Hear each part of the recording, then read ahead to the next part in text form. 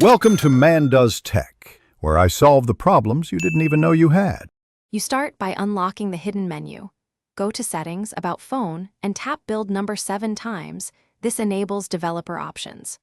Once done, you may need to enter your PIN or pattern to confirm. This prevents accidental access.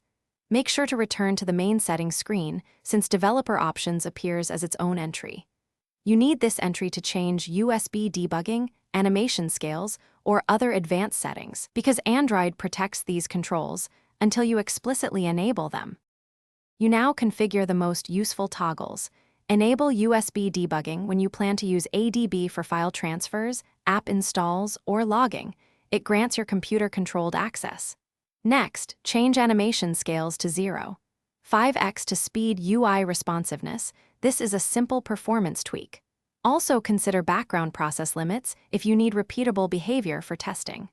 Once configured, test each change immediately to verify the effect, and to avoid stacking tweaks that mask which you finish by securing the device. Revoke USB debugging authorizations after a session to prevent persistent trusted computers. If you no longer need developer options, turn the master toggle off so settings cannot be changed accidentally. If something breaks, reboot the device first. This resolves many temporary issues. Then make sure your USB cable is data capable and drivers on the computer are current. If problems persist, disable specific toggles one at a time to isolate the cause and restore stable behavior. Thanks for watching. If you found this helpful, don't forget to like and subscribe.